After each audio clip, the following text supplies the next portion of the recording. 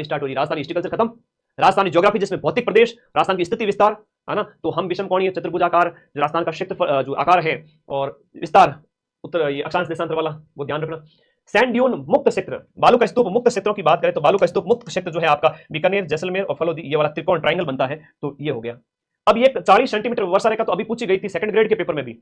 अब यहां पूछ लिया कि पश्चिमी रेतीले मैदान की पूर्वी सीमा, क्या कह रहा है कि आपके पश्चिमी रेतीला मैदान यानी कि जो रेगिस्तान है, इस रेगिस्तान की पूर्वी सीमा, ये ईस्ट है, ये वेस्ट है, इसकी पूर्वी सीमा बनाती है 50 सेंटीमीटर समवर्षा रेखा।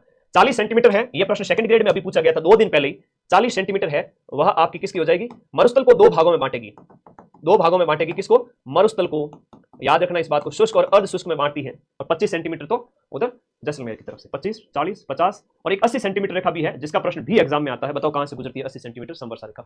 अक्कल वुड फॉसिल पार्क, आपको करोड़ों साल पुराने लकड़ी के अवशेष, आप मानोगे नहीं, लकड़ी पत्थर हो चुकी है, इतना एकदम ऐसा लगेगा सर ये तो पत्थर है, वो रखी हुई है। आप जाओ जैसलमेर कभी देख करके आना। आकल गांव है, आकल गांव है, थैयात गांव है, अभी सुर्खियों में जो था आपका मेगा गांव है, ये सब जैसलमेर में है, जहां पर डायनासोर के अवशेष देखने को मिलते हैं, जहां पर आपको जुरासिक काल तक के अवशेष मिलते हैं, तो ये जैसलमेर में है आकल गांव, आकल वुड फॉसिल पार्क, राष्ट्रीय 18 करोड़ साल पुराने अवशेष लकड़ी के देखने को मिलेंगे आकल गांव में, जैसलमेर में, जो राष्ट्रीय मरु उद्यान के अंदर स्थित है। ठीक है, बहुत प्यारा क्वेश्चन है, बार बार आता है, लिख लो भाई, जब पेपर में बैठोगे मेरी आवाज गूंजेगी। अभी तो वो क्लास आने तो डाकी क्लास लेके आऊंगा मैं तो।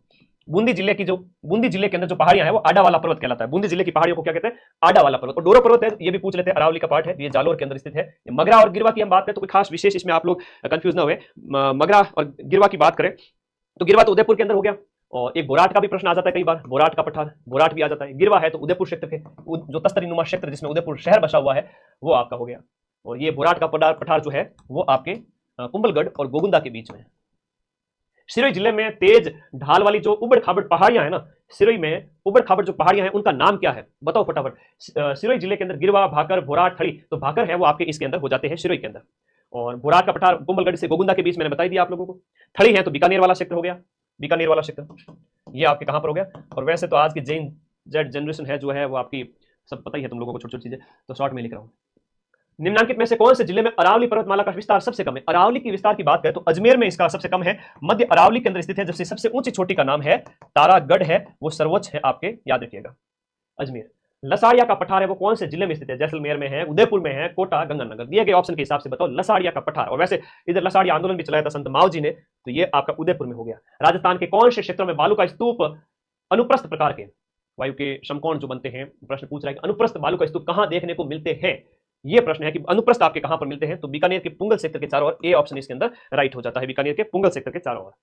मिट्टी के नवीन वर्गीकरण के अनुसार राजस्थान में अल्फी सॉल्ट मिट्टी कौन सी है, आपके पेपर में डेफिनेटली क्वेश्चन आएगा, याद रखिएगा, बहुत प्यारा क्वेश्चन है, मोस्ट इंपोर्टेंट है, याद रखिएगा। एक तो आपकी हो गई, इधर पाई जाती है एंटी सॉल। अब कई बच्चे कहेंगे सर पश्चिमी राजस्थान में तो एरिडी है ना, एंटी सॉल कैसे है, एंटी सॉल है बेटा शुष्क क्षेत्र में, एंटी के बाद में आती है एरिडी सॉल, एंटी सॉल के बाद आती है एरिडी, एरिडी के बाद में आती है हाड़ौती क्षेत्र के अंदर वर्टिसॉल, ये लास्ट लिखवा देता हूं, फिर नहीं लिखूंगा वर्टिसॉल। और फिर है आपका अल्फीसॉल, 73वां जो क्वेश्चन है, अल्फीसॉल मैदानी क्षेत्र के अंदर, मैदानों के अंदर पाई जाती है अल्फीसॉल, और मैदान आप सभी को पता ही है, ये अल्फी होगी, ये अल्फी हो गई। और इधर जो है दक्षिणी राजस्थान की तरफ हो गया इंसेप्टिसॉल, इंसेप्टिसॉल। अब ये मिट्टियों का जो 5 प्रकार का जो वर्गीकरण है वो कभी मत भूलना, याद कर लेना, उधर एंटी रखना। राजस्थान के कौन से जिलों में वर्टिसॉल मिट्टी पाई जाती है, तो कोटा, बूंदी, जो हाड़ौती का जो क्षेत्र है, हालांकि दोनों ऑप्शन भी इसमें सही है, ए और बी भी कह सकते हो आप, ठीक है, कोटा, बूंदी 74 के अंदर। अच्छा, कह रहा है कि नहीं पाई जाती है, ठीक है, बीकानेर और चूरू, यही तो प्रश्न, यहां पर गलती नहीं करनी। बांसवाड़ा, झालावाड़ वाला क्षेत्र, कोटा, बूंदी, झालावाड़, ये जो क्षेत्र है हाड़ौती के है, इसलिए कह रहा है कि बीकानेर और चूरू के अंदर यहां पर रेतीली मिट्टी है, तो ये ऑप्शन सही हो गया। क्वेश्चन नंबर जो आपका 75 है, वन विभाग की रिपोर्ट है, बहुत ज्यादा इंपॉर्टेंट है, मैं आज ही टेलीग्राम में भेज दूंगा, तुम लोग मुझे व्हाट्सएप भी कर देना 8955982723। सर वन रिपोर्ट नहीं डाली, और बाकायदा मैं सेकंड ग्रेड वाले पेपर से पहले वन रिपोर्ट डालना भूल गया, और उनके पेपर में सबसे कम वन सेक्टर किसमें है, वो प्रश्न आ गया, 2-3 बार पूछ लिया, और मैं भी भूल गया रिपोर्ट वापस डालना, तो तुम लोग मुझे याद दिला देना, आज रात को ही मैं अपलोड कर दूंगा या कल सुबह। नवीनतम वन रिपोर्ट मेरे पास हाथ से लिखे हुए हैं, 4 पेज है छोटे छोटे। वन विभाग की प्रशासनिक रिपोर्ट 2020-21 के अनुसार राजस्थान का कुल वन क्षेत्र कितना है, दिए गए ऑप्शन के अनुसार क्वेश्चन नंबर 75 में 32,000 ये हो जाता है, नवीनतम 2023-24 के अनुसार 32,921 है, 32,921। अभी लेटेस्ट वर्तमान में आप देखो, ये पहले का क्वेश्चन था, ये राइट आंसर होगा। कितने प्रतिशत क्षेत्र पर वनों का विस्तार है, हालांकि 9.61 है, 9.61% है नवीनतम, लेकिन उसके नजदीक का ऑप्शन आपको सही करना पड़ेगा एग्जाम के अंदर, नवीनतम सही करना, नजदीक का आंसर सही करना पड़ेगा। राजस्थान में पलास के पेड़ है ना, पलास के वन कहां पाए जाते हैं, तो अलवर है, अजमेर है, अलवर है, अजमेर है, ये वाला जो क्षेत्र है यहां पर पलास के पेड़ पाए जाते हैं, 77 के अंदर आपका ए हो गया।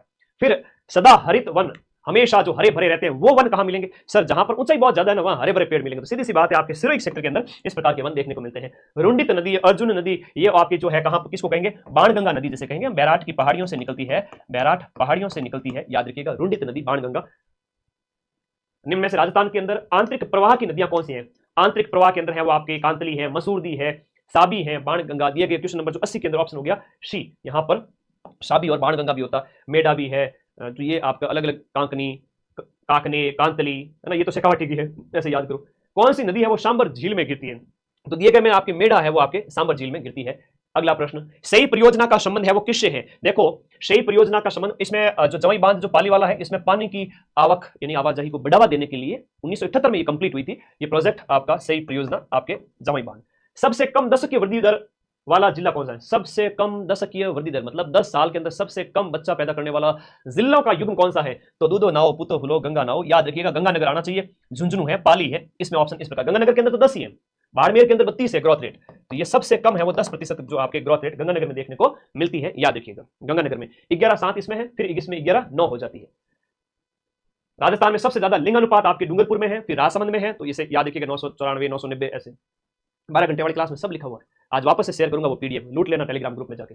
2011 की जनगणना के अनुसार सबसे ज्यादा लिंग अनुपात वाले जिलों का जो क्रम कौन सा है? तो डूंगरपुर तो आएगा ही आएगा ऑप्शन के अंदर, उसके बाद में आपका पाली आएगा या करौली आएगा, प्रतापगढ़ वाला आएगा, तो ये ऑप्शन नंबर 2 इसमें राइट हो गया। 85 के अंदर बी ऑप्शन राइट है, क्योंकि इसमें प्रतापगढ़ वाला जो दक्षिणी राजस्थान का जो क्षेत्र है वो इसमें शामिल है। क्वेश्चन नंबर 86 के अंदर देखिएगा, क्वेश्चन नंबर 86, जनगणना आपके सिलेबस में, और जनगणना के अंदर तो 4-5 पॉइंट दे रखे हैं। देखो यहाँ पर 2011 की जनगणना के अनुसार राजस्थान के निम्नलिखित जिलों में साक्षरता की दर सबसे ज्यादा किसमें पाई जाती है? तो साक्षरता दर बिना देखे कोटा देखते ही सही कर दो, 76%, 76.6% कोटा के अंदर सबसे ज्यादा साक्षरता है।